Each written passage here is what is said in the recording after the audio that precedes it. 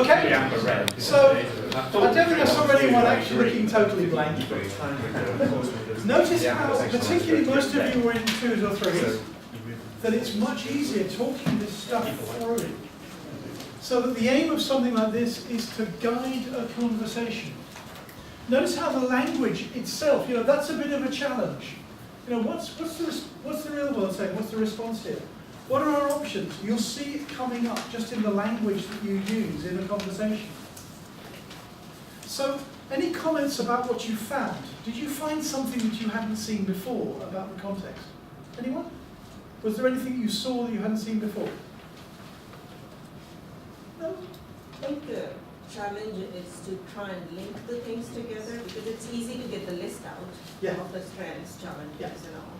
But it's all about making sure you link them together so that basically you can find what is missing, the gaps are. That's one of them, The other one about the linking things together is that gives you trails of provenance.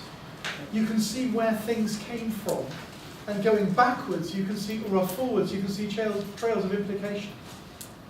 So this implies that. These are really useful things to have. What I meant about, did you see anything you hadn't seen before? I meant, in terms of what you were working on, were there any insights that you got as a result of working on this? You don't need to tell me what they are, but just, did anyone get any insights that you hadn't seen before? Yeah, good. Because that's what we're after. Is it's a quick, simple, relatively painless way of engaging people in actually tricking people into finding insights. That's what we're after. It's not about making lists, it's about finding ideas and information that you haven't seen before. There's an old joke phrase of mine about, in order to remember something you never knew, first set out to forget it. And there's an element of that in what's going on here. We're tricking ourselves by using a very simple framework like this. We're tricking ourselves into finding information we haven't seen. Making connections.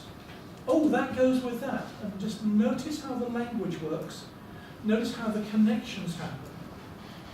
Just as a comment, would you feel relatively safe after 10 minutes of showing this to an executive? Yeah? Anyone?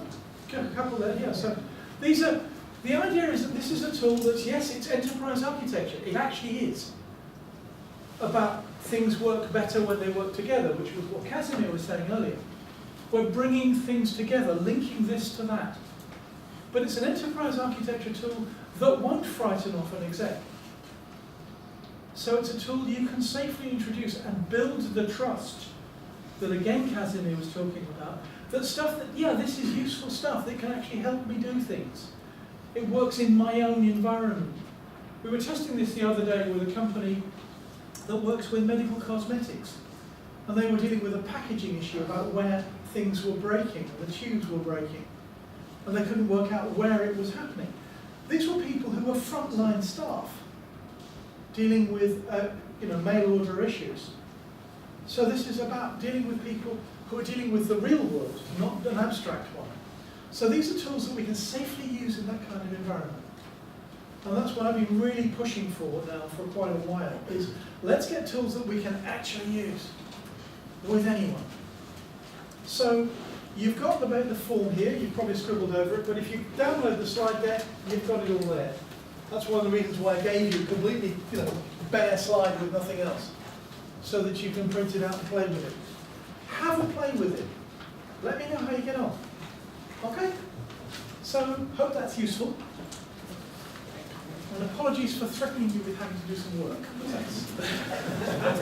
But that's the idea, is we learn here from each other. Okay? Thank you, John.